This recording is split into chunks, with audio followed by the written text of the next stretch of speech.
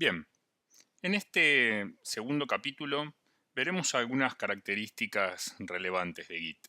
En primer lugar, vamos a hablar un poco sobre los objetivos de diseño de Git.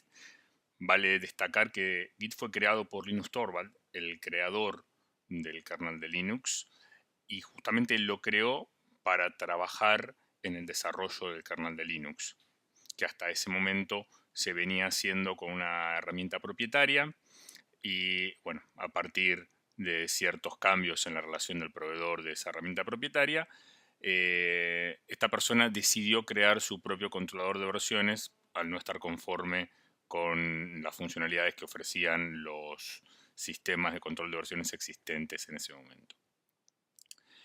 Bien, es por eso justamente que tiene un sólido soporte para miles de branches paralelos, porque es así como suele trabajar el desarrollo del kernel de Linux. Está completamente distribuido desde el día cero, fue pensado para funcionar así. Tiene la capacidad de manejar eficientemente grandes proyectos, entre ellos el kernel de Linux, ¿no?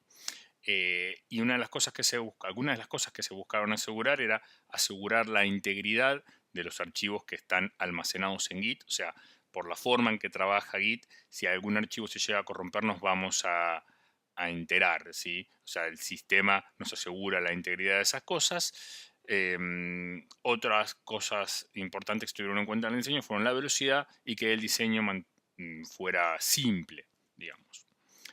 Si bien Git fue creado ya hace unos cuantos años, creo que el gran auge se produce en los últimos 4 o 5 años a partir de la aparición de algunas herramientas complementarias, principalmente me animaría a decir GitHub.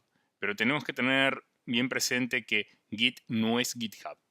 Git es una herramienta que tiene un core muy chiquito, muy pequeño, y lo que ha hecho la gente de GitHub es construir una plataforma por encima de Git para proveer una serie de servicios que complementan la funcionalidad que provee Git. Git en sí no maneja usuarios, si se quiere. Esas cuestiones las agregan las plataformas que se construyen por encima de Git. ¿Sí? Posiblemente la más popular en la actualidad sea GitHub, pero no es la única. También tenemos Bitbucket, tenemos Gitorious y hay algunas más dando vueltas por ahí.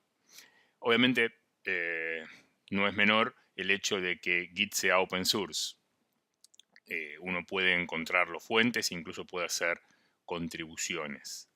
Está disponible para prácticamente todas las plataformas, Linux, Windows, Unix, Mac obviamente.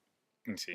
Es interesante notar que la información en Git viaja comprimida, lo cual es un tema no menor considerando la forma en que Git almacena las cosas. Muchos controladores de versiones suelen almacenar internamente la información en forma de deltas. No es lo que hace Git. Git no almacena deltas, sino que almacena fotos, ¿sí? A medida que vamos trabajando con nuestro repositorio, nosotros vamos a ir generando distintas versiones de nuestro proyecto. Supongamos una primera versión en la cual incluimos 3 archivos. Después realizamos una modificación sobre uno de esos archivos y generamos una segunda versión. Esa segunda versión es una foto que contiene la versión actualizada del archivo 1, el archivo 2 y el archivo 3, pero el archivo 2 y el archivo 3 no han sido modificados en la versión 2 respecto de la versión 1, con lo cual inteligentemente lo que hace Git es simplemente en la foto de la versión 2 guardar un puntero al archivo 2 y al archivo 3 que no han sido modificados, ¿sí? Del mismo modo, cuando genero una versión 3 a partir de modificar el archivo 3, lo que voy a tener es una foto al archivo 1 modificado que estaba en la versión anterior y una foto al archivo 2, ¿sí? Pero, perdón, y una referencia al archivo 2 que en la versión 2 tampoco fue modificado, sino que el archivo en sí está en la versión 1.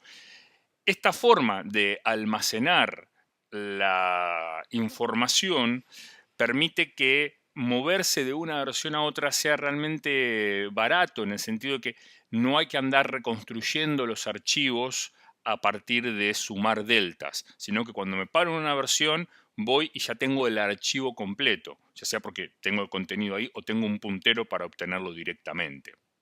Es un detalle interesante que después vamos a ver cómo impacta en algunas otras cuestiones de diseño de Git.